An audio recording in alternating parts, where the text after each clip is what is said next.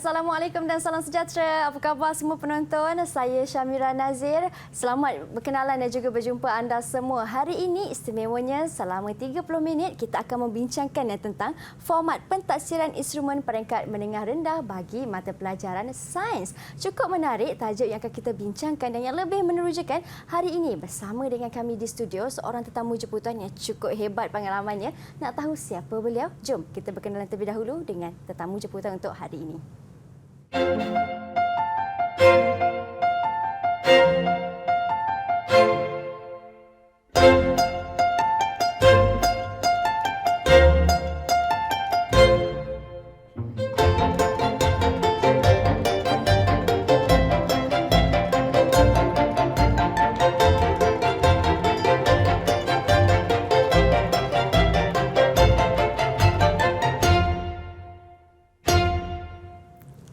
Baik, itu dia sedikit latar belakang tetamu jemputan yang bersama dengan kami. Tetapi sebelum kita teruskan pembincangan kita, suka juga untuk Mira perkenalkan juru bahasa isyarat yang bersama dengan kami di studio, iaitu Cikgu Saiful Amri Sailan dari Sekolah Menengah Pendidikan Khas Vocasional Shah Alam Selangor. Apa khabar Cikgu Saiful? Terima kasih Cikgu kerana bersama dengan kami untuk hari ini. Baiklah, untuk hari ini tetamu yang bersama dengan kami merupakan Tuan Simon yang merupakan penolong pengarah Unit Sains Sektor Pembinaan Instrumen Akademik Lembaga Peperiksaan Kementerian Pendidikan Malaysia. Apa khabar? Khabar baik. Salam perkenalan saya ucapkan. Terima kasih. Memandangkan ini kali pertama kita bersua ya. Ya betul. Selamat datang ke Didik TV. Saya ucapkan ya. Okay. Baik, hari ini Tuan Simon kita akan membincangkan tentang format pentadsiran instrumen peringkat menengah rendah bagi mata pelajaran sains. Ada juga murid-murid di rumah, mungkin ada warga pendidik juga yang sedang menonton yang tertanya, macam mana sebenarnya ni bagi pengenalan untuk mata pelajaran ini? Silakan. Okey, boleh. So, sebelum tu saya ingin memperkenalkan tentang ujian akhir sesi akademik menengah rendah bagi mata pelajaran sains mulai sesi 2022 dan 2023. Pertama sekali saya ingin memperkenalkan objektif mata pelajaran bagi sains. Terdapat 7 objektif mata pelajaran iaitu pertama sekali kita kena menggunakan pendekatan inquiry untuk memenuhi sifat ingin tahu dan juga minat terhadap sains. Keduanya memperoleh pengetahuan dan juga pemahaman untuk menerangkan fenomena secara saintifik. Dan ketiganya, berkomunikasi mengenai maklumat berkaitan dengan sains dan teknologi secara bijak dan berkesan. Dan keempatnya ialah merancang dan juga menjalankan penyiasatan saintifik, menilai evidens dan juga membuat kesimpulan. Kelima ialah mengaplikasikan pengetahuan sains, prosedur dan juga epistemik dalam mengemukakan soalan, menginterpretasi data, menyelesaikan masalah dan membuat kesimpulan ataupun keputusan dalam konteks situasi sebenar. Dan keenam ialah kita kena membina kesedaran bahawa penemuan melalui penyelidikan sains adalah satu usaha manusia berasaskan kemampuan akal untuk memahami fenomena alam ke arah mencapai kesejahteraan hidup kita. Dan akhir sekali ialah kita kena membina satu kesedaran bahawa perkembangan sains dan teknologi memberi implikasi ke atas moral, sosial, ekonomi dan juga alam sekitar sama ada dalam konteks tempatan dan ataupun global. Dan di sini saya nak menerangkan apa yang akan ditaksir dalam ujian akhir sesi akademik sains kita.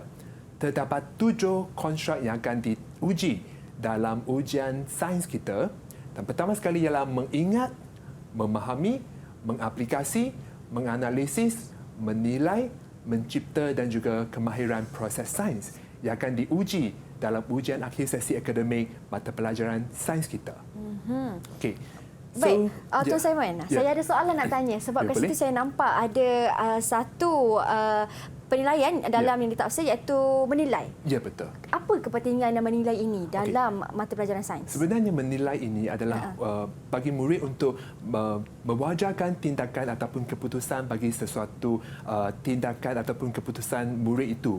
So, jadi murid dikehendaki untuk menilai semua fakta sains ataupun pernyataan ataupun hujah dari segi saintifik. Dan selepas itu dia kena membuat satu keputusan dan juga menilai semula keputusan ataupun tindakan itu terhadap alam sekitar ataupun dia betul atau tidak dari segi saintifik. Okey, macam tu. Itulah mengapa pentingnya konstruk menilai ini. Ya, betul. Okey, baik. Simon. Dan saya nak tanya Mira juga. Ya. Okey. Ada berapa kemahiran proses sains dalam sains kita? Wah, ada berapa murid-murid di Ya. rumah? Ada berapa kemahiran proses sains ya? Ya. Ada 12. Betul sekali. Okey, pandai. Okey. Okey. So memang kita ada 12 kemahiran proses sains dalam mata pelajaran sains kita, dan 12 ini ialah memerhati, mengelas, mengukur menggunakan nombor, membuat inference, meramalkan, berkomunikasi, menggunakan perhubungan ruang dan masa, mentafsir data, mendefinisi secara operasi, mengawal pemboleh ubah, membuat hipotesis dan akhir sekali ialah mengeksperimen. Okey. Okey. So selepas ini saya akan menerangkan satu-satunya kemahiran proses sains dalam segmen yang kedua dan juga segmen yang ketiga. Okay. Dan sekarang saya ingin menerangkan tentang format pentaksiran yang dinanti-nantikan oleh penonton kita ya. So peruntukan masa untuk menjawab soalan ialah 2 jam. Dan jumlah markahnya ialah 100 markah. Terdapat 3 bahagian dalam ujian sains kita, iaitu bahagian A, bahagian B dan juga bahagian C. Bahagian A terdapat 20 soalan dengan markahnya 20 markah. Baik. Dan soalan yang akan ditanya ialah item objektif aneka pilihan. Dalam bahagian B pula terdapat 5 soalan dengan jumlah markahnya 20 markah. Dan soalan yang akan ditanya ialah item objektif pelbagai bentuk. Bagi bahagian C, terdapat 6 soalan dengan jumlah markahnya 60 markah. Okey. Dan soalan yang akan ditanya ialah item struktur. Dan selepas ini saya akan menerangkan dengan lebih terperinci dalam segmen yang kedua dan segmen yang ketiga tentang setiap bahagian ini. Wow, baiklah, itu dia penerangan yang ringkas tetapi padat oleh Tuan Simon bagi bahagian A, bahagian B serta bahagian C. Ingat murid-murid ada berapa KPS? Ya, Ada betul. 12 dan ini antaranya kalau Mira boleh tunjukkan. Ya, betul. Kan ada memerhati. Pemerhatian itu pun kena penting, murid-murid kena tahu bagaimana. Selepas ini Tuan Simon akan bincangkan dengan lebih mendalam lagi bagi setiap bahagian. Kita akan berhenti berehat seketika, kita akan kembali semula selepas ini. Jangan ke mana-mana, hanya di Pentaksiran Sumatif Didik TV KPM.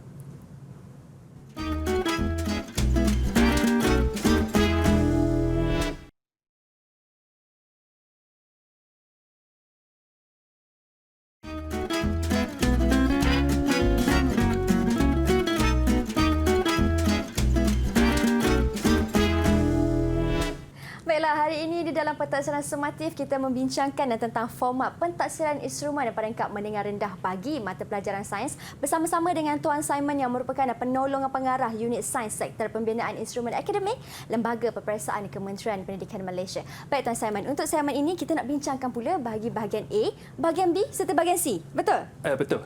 Okey, jadi silakan Tuan. Okay, dalam segmen ini saya akan menerangkan dulu bahagian A dan bahagian B. Okay?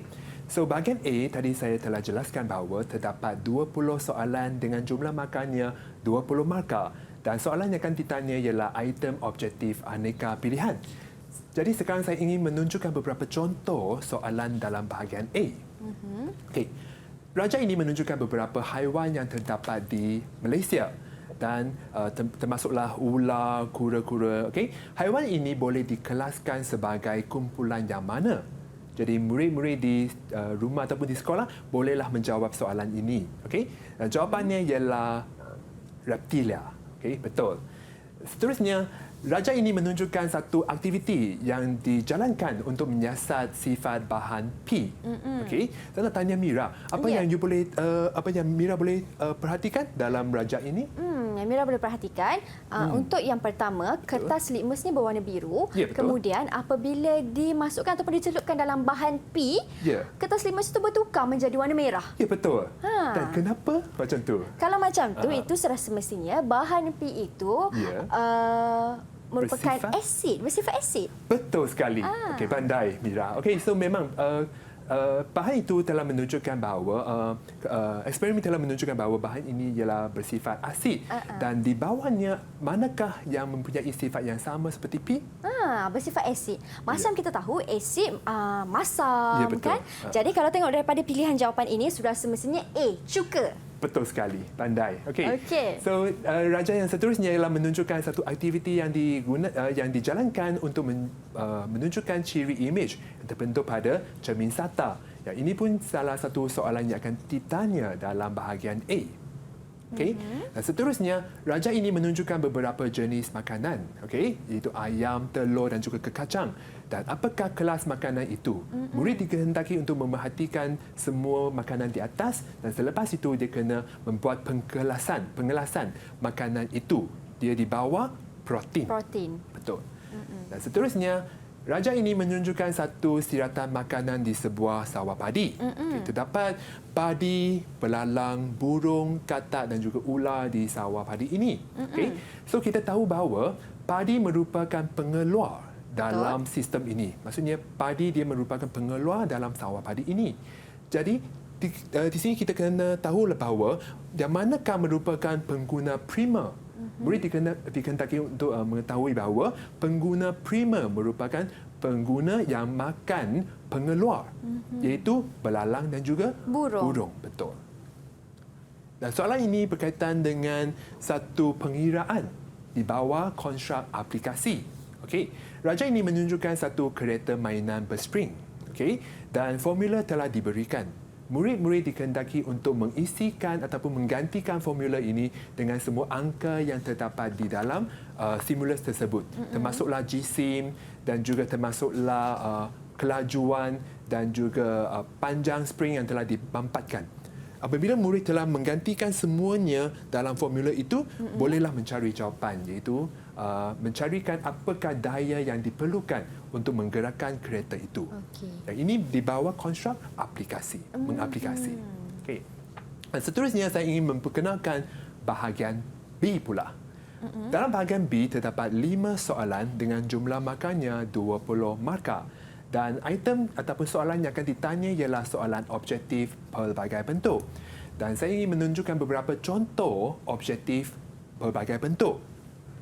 Termasuklah mengisi tempat kosong di mana murid dikehendaki untuk mengisi apakah jenis daya yang terdapat di alam sekitar kita. Okay? Murid dia sekadar mengisi tempat kosong di ruangan yang disediakan. Okay. Dan seterusnya, yang ini pun merupakan salah satu soalan yang akan ditanya, iaitu murid dikehendaki untuk membulatkan organ yang terdapat dalam sistem perkumuhan. Kita tahulah di sini ada 3 organ, iaitu peparu, ginjal dan juga jantung. Betul. Dan yang manakah 2 organ yang terdapat dalam sistem perkumuhan? Dia kena bulatkan. Yang pertama ginjal. Betul sekali. Dan yang lain ialah peparu. Okey. Dan seterusnya, soalan ini berkaitan dengan mengisi tempat kosong juga. Okay. Perkataan telah diberikan dan merujuk kepada gambar raja ini, murid dikehendaki untuk mengisi tempat kosong dengan menggunakan perkataan yang diberikan dalam ruangan yang disediakan. Okey. Ya. Okey. Dan contoh ini merupakan contoh padanan. Okey. Di sebelah kiri ialah vektor, sebelah kanan ialah penyakit. Okay, kita tahulah vektor di sini ialah nyamuk dan juga tikus. Okay? Dan nyamuk dan juga tikus ini dia akan menyebabkan penyakit tertentu berlaku. Jadi murid dikehendaki untuk mengingat semula apakah penyakit yang disebabkan oleh nyamuk dan juga apakah penyakit yang disebabkan oleh tikus. Kita tahulah bahawa tikus dia menyebabkan leptospirosis. Okay? Manakala nyamuk menyebabkan malaria. Okay. Apabila murid dia padankan seperti itu, dia boleh mendapatkan 2 markah. Okay. Contoh yang terakhir bagi bahagian B ini ialah, kita lihat raja ini menunjukkan satu graf kepekatan antibodi dalam darah melawan masa. Kita tahu bahawa 2 suntikan telah diberikan. Apabila suntikan pertama telah diberikan, dia kepekatan antibodi dalam darah dia telah meningkat. Tetapi dia berkurang apabila masa berlalu. Dan suntikan yang kedua diberikan kepada pesakit itu ataupun individu itu. Dan tetapi dia pun berkurang juga. Dari sini kita tahu bahawa keimunan ini ialah keimunan pasif buatan. Manakah vaksin telah diberikan kepada pesakit ataupun individu itu. Dan di bawah terdapat 3 pernyataan. Murid dikehendaki untuk menulis benar ataupun palsu bagi pernyataan yang betul ataupun pernyataan yang salah. Jika pernyataan itu ialah betul, dia kena tulis benar di ruangan yang disediakan. Jadi kita lihatlah keimunan ini adalah kekal. Kita tahu bahawa Dia tak kekal. Tak kekal kerana dua dia turun suntikan balik. yang diberikan, dia akan berkurangan. Betul. Jadi yang ini ialah statement yang palsu. Lah. Jadi murid dikehendaki untuk membaca setiap penyataan dan dikehendaki untuk menjawab dengan menulis penyataan itu benar ataupun palsu bagi penyataan tertentu. Okey. Baiklah. So, Begitu juga untuk soalan 2 Roman dan juga 3 Roman. Kena tulis. Ya, betul. Ketiga-tiga pun dia kena tulis, barulah dia boleh mendapat 2 markah. Okey, baiklah. Itu sahaja perkongsian saya dalam bahagian A dan juga bahagian B. Okey, baiklah. Murid-murid, tulis sama ada benar ataupun palsu bergantung kepada soalan yang diberikan. Jangan buat tanda right ataupun tanda pangkal. Ya, betul. Itu dah lain, dah luar daripada format soalan yang diberikan. Jadi murid dikehendaki memang kena baca arahan itu dengan sangat teliti. Betul. Dan kena menulis benar ataupun palsu pada penyataan tersebut. Ya. Baik, Tuan Simon, saya tertarik. Tadi ada satu konstruk di mana konstruk itu ialah konstruk menganalisis. Ya, Kan? betul. Adakah di bawah konstruk menganalisis ini soalan yang diberikan lebih kepada pengiraan dan juga perhitungan? Sebenarnya analisis ini kita memberikan dia banyak data dan murid dikehendaki untuk mencerakinkan data itu dan mencari hubung kait antara kedua-dua data itu.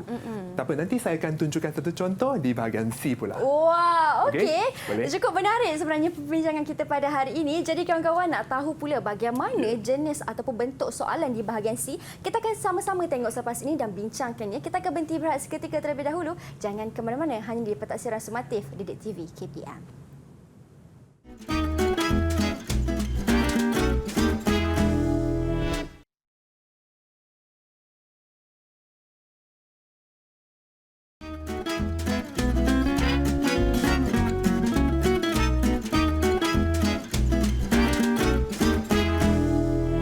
Baiklah, di segmen ini kita akan bincangkan dan fokuskan pula untuk jenis-jenis soalan di bahagian C.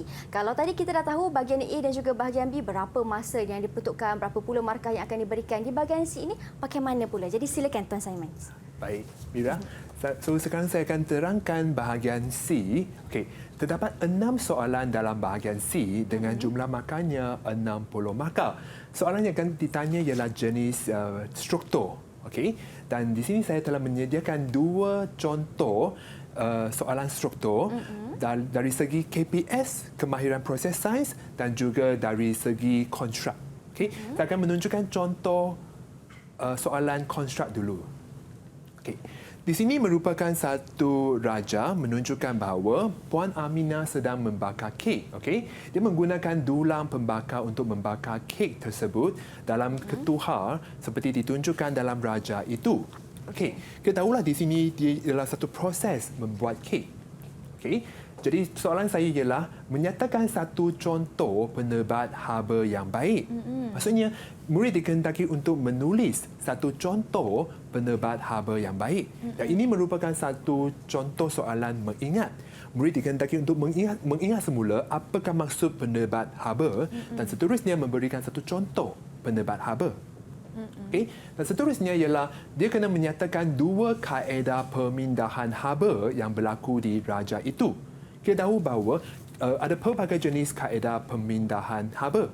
Jadi murid dikehendaki untuk melihat semula raja ini dan dia kena menyatakan ada 2 kaedah pemindahan haba yang telah berlaku di raja tersebut. Baiklah. Okey, yang ini ialah soalan berkaitan dengan memahami.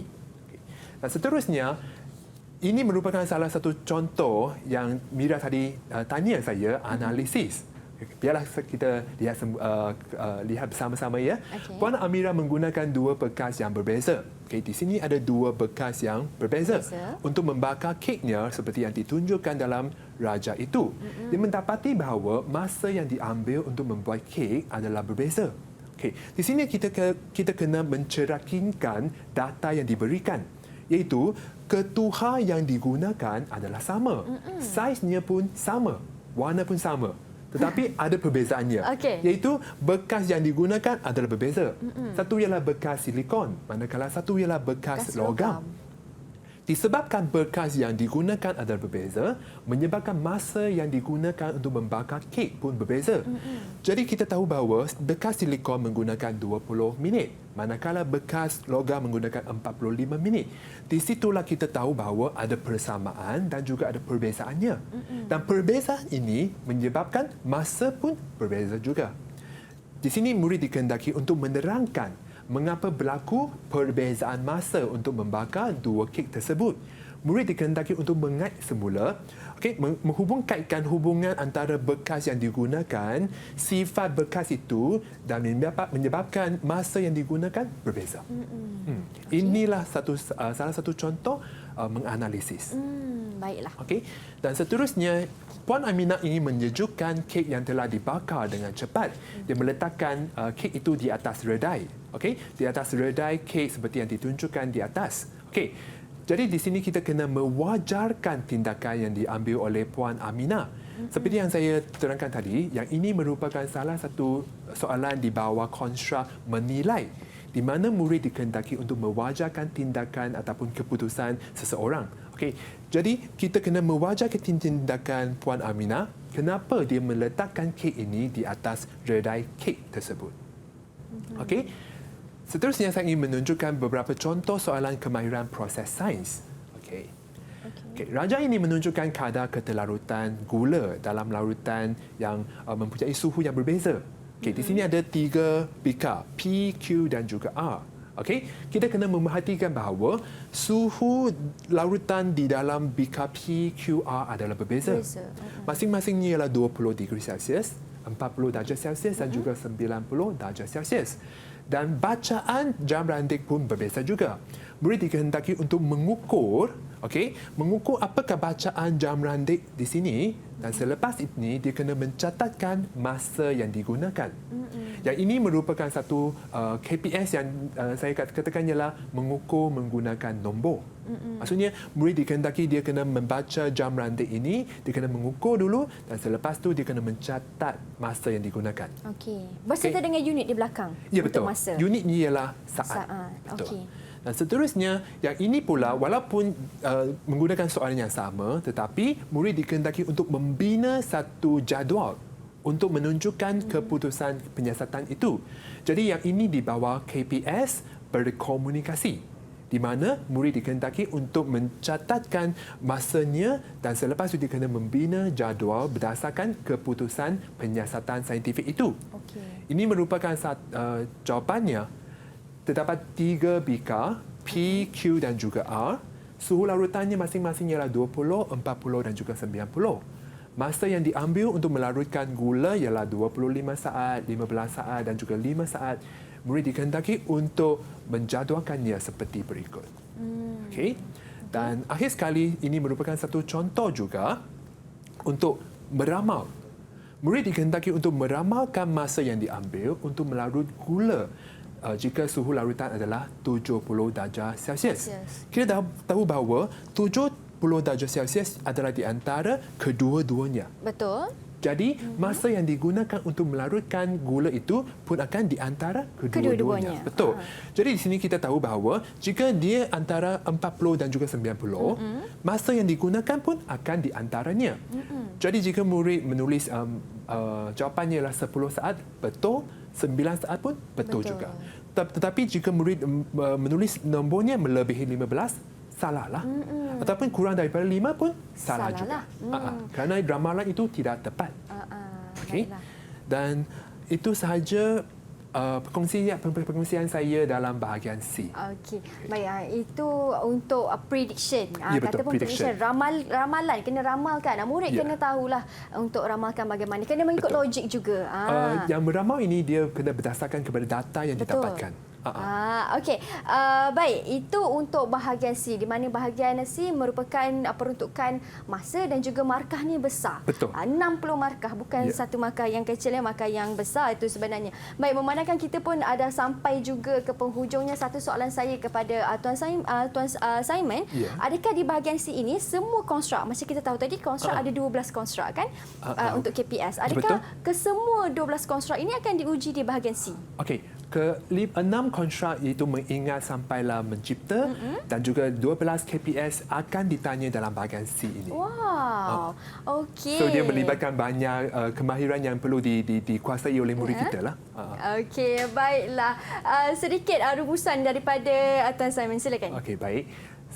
pada hari ini saya telah menerangkan format ujian akhir sesi akademik bagi mata pelajaran sains. Terdapat 3 bahagian iaitu bahagian A, B dan juga C dalam ujian akhir sesi akademik sains kita. Okay. Masing-masingnya ialah 20 markah, 20 markah dan juga 60 markah. Okay. Dan jumlah markahnya ialah 100 markah. Okay. Dan kata-kata semangat kepada semua murid-murid yang sedang menonton di rumah sekarang. Silakan kata-kata nasihat kepada mereka. Boleh. Saya ingin memberikan sedikit nasihat kepada murid-murid yang sedang menonton rancangan ini. Okey, kita kena ada satu pemikiran ahli saintifik. Maksudnya, kita perlu mempunyai sifat ingin tahu dan juga inquiry terhadap alam sekitar kita. Kita kena sentiasa memerhatikan perubahan yang berlaku di sekeliling kita dan di situlah titik permulaan kita belajar sains. Yep, betul. Jadi kita kena sentiasa memerhatikan alam sekitar kita dan sentiasa ada soalan ataupun masalah berkaitan dengan ataupun persoalan tentang alam sekitar itu. Dan dari situlah barulah kita mencari jawapan, mencari sumber untuk menyokong hujah dan di situlah cara kita untuk mempelajari sains. Wow, saya cukup tertarik. Ingat murid-murid, sains itu bukanlah sekadar berdasarkan buku teks semata-mata, tetapi semua yang berada di sekeliling kita ini melibatkan sains. Tengok, tanya kenapa perkara ini boleh berlaku dan cari jawapan seperti mana yang Tuan Simon dah terangkan tadi. Baik, satu perbincangan yang cukup baik dan saya harap memberi pencerahan kepada semua yang menonton, terutama sekali murid-murid supaya mereka tahu bagaimana teknik untuk menjawab soalan bagi pentadsiran instrumen peringkat menengah rendah untuk mata pelajaran sains ini. Terima kasih lagi sekali saya ucapkan kepada Tuan Simon, penolong pengarah unit sains Sektor Pembinaan Instrumen Akademik, Lembaga Peperiksaan Kementerian Pendidikan Malaysia kerana sudi datang dan meluangkan masa bersama dengan kami pada hari ini. Terima kasih banyak. Terima kasih juga kepada Cikgu Saiful Amri selaku jurubahasa isyarat untuk hari ini. Saya Syamira Nazir, kita jumpa lagi di episod akan datang hanya di Pentadsiran Sumatif Didik TV KPM. Assalamualaikum dan salam sejahtera.